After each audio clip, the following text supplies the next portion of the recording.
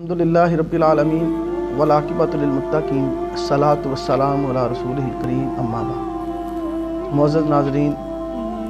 اسلام ایک مکمل ضابطہ حیات ہے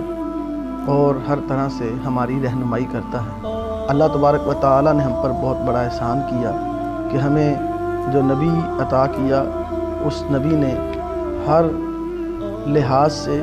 اور ہر معاملے میں ہماری بہترین رہنمائی فرمائی، یہاں تک کہ ہمیں سونے کے آداب بھی رسول اللہ صلی اللہ علیہ وآلہ وسلم نے سکھلا دیے جو احادیث میں محفوظ ہیں، اور ہم سو کر بھی جو وقت گزارتے ہیں وہ وقت ہمارا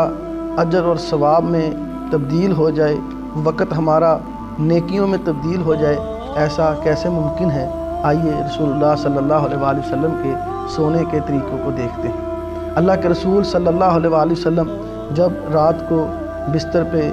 سونے کے لیے تشریف لے جایا کرتے تھے تو اللہ کے رسول صلی اللہ علیہ وآلہ وسلم کی سنت مبارک کہ آپ اپنے بستر کو جھاڑتے تھے تاکہ اس پر کوئی موذی چیز وغیرہ نہ ہو۔ اس کے بعد رسول اللہ صلی اللہ علیہ وآلہ وسلم سونے سے پہلے آپ وضو فرماتے تھے، وضو کر کے سونا رسول اللہ صلی اللہ علیہ وآلہ وسلم کی سنت ہے۔ اور آپ صلی اللہ علیہ وآلہ وسلم جب بستر پر لیٹتے تو آپ صلی اللہ علیہ وآلہ وسلم کا طریقہ کار یہ تھا، اور آپ نے اپنی امت کو سکھلایا ہے کہ سونے سے پہلے سورۃ اخلاص قل ھو اللہ احد اور سورۃ فلق قل اعوذ برب الفلق اور سورۃ ناس قل اعوذ برب الناس، تینوں صورتیں مکمل ایک ایک مرتبہ پڑھ کے آپ صلی اللہ علیہ وآلہ وسلم اپنے ہاتھوں پر پھونک مارتے، اور پھونک مارنے کے بعد جہاں تک آپ کے ہاتھ پہنچتے ہیں آپ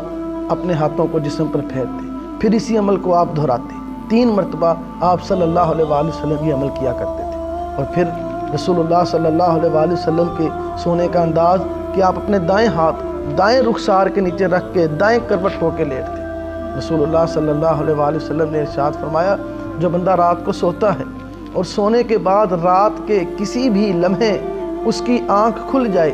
اور آنکھ کھلنے کے بعد وہ بندہ یہ جملہ پڑھ لے لا الہ الا اللہ وحدہ لا شریک لہ لہ الملک و لہ الحمد وہو علی کل شیء قدیر سبحان اللہ والحمد للہ ولا الہ الا اللہ واللہ اکبر ولا حول ولا قوۃ الا باللہ اللہم اغفر لی۔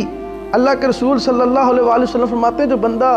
رات کو سویا اور اس کی کسی بھی لمحے رات کو آنکھ کھل گئی اور اس نے یہ جملہ پڑھ لیا، یہ جملہ پڑھنے کے بعد وہ اپنے رب سے جو بھی دعا کرے گا اللہ اس کی دعا کو قبول فرما لے گا۔ رسول اللہ صلی اللہ علیہ وآلہ وسلم نے ارشاد فرمایا کہ جو بندہ رات کو سوتا ہے اس کے سونے کے بعد شیطان اس کی گردن پر 3 گریں لگا دیتا ہے۔ اللہ کے رسول صلی اللہ علیہ وآلہ وسلم فرماتے ہیں بندہ صبح اٹھتا ہے اور دعا پڑھتا ہے الحمدللہ الذی احیانا بعد ما اماتنا والیہ النشور۔ ناظرین دیکھیے ہمیں کتنی باتیں یاد ہو جاتی ہیں، فضول لطیفے ہمیں یاد ہیں، گانے ہم گنگناتے ہیں، اخباریں ہم یاد کر لیتے ہیں، تو کیا یہ چھوٹی چھوٹی دعائیں جو رسول اللہ صلی اللہ علیہ وآلہ وسلم نے سکھائی ہیں یہ ہمیں یاد نہیں ہو سکتی؟ یقیناً ہو سکتی ہیں۔ ہم خود بھی ان دعاؤں کو یاد کریں، اپنے بچوں کو بھی یہ دعائیں یاد کروائیں، کتنا فائدہ ہوتا ہے۔ اللہ کے رسول فرماتے ہیں صبح اٹھ کے بندہ یہ دعا پڑھتا ہے الحمدللہ الذی احیانا بعد ما اماتنا والیہ النشور، تمام تعریفیں اس اللہ کے لیے جس نے مجھے زندہ کیا مرنے کے بعد، وَإِلَيْهِ النُّشُورُ، اسی کی طرف لوٹ کر جانا ہے۔ اللہ کے رسول فرماتے ہیں یہ دعا پڑھنے کی وجہ سے شیطان کی لگائی ہوئی 3 گروں میں سے ایک گرہ کھل جاتی ہے۔ پھر بندہ وضو کرتا ہے، وضو کرنے کے بعد شیطان کی لگائی ہوئی 3 گرہ میں سے دوسری گرہ بھی کھل جاتی ہے، اور بندہ مصلی بچھا کے اللہ کے آگے سر بسجود ہوتا ہے، نماز پڑھتا ہے تو وہ تیسری گرہ بھی کھل جاتی ہے، اور انسان کا پورا دن اچھے طریقے سے گزرتا ہے، حشاش بشاش گزرتا ہے۔ اور جو بندہ صبح اٹھ کے نہ یہ دعا پڑھتا ہے، نہ وضو کرتا ہے، نہ نماز ادا کرتا ہے، وہ شیطان کی لگائی ہوئی